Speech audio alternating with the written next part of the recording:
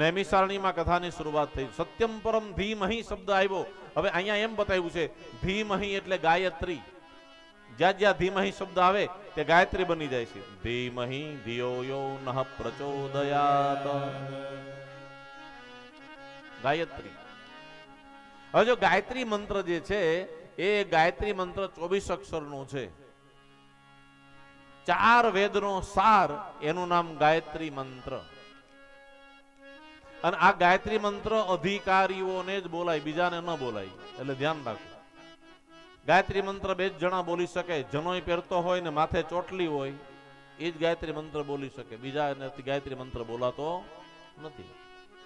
એટલે એ ધ્યાન રાખો.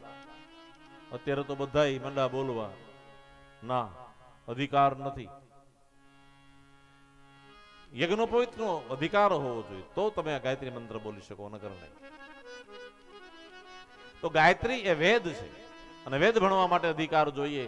તો એ 24 અક્ષર, હવે 24 અક્ષર એને કહેવામાં આવ્યું અક્ષર 24 પરમ પુનીતા, અક્ષર 24 પરમ પુનીતા, ઇનમે બસે શાસ્ત્ર શ્રુતિ ગીતા, ઇનમે બસે શાસ્ત્ર શ્રુતિ ગીતા, ઇનમે બસે શાસ્ત્ર શ્રુતિ ગીતા, ઇનમે બસે શાસ્ત્ર શ્રુતિ ગીતા.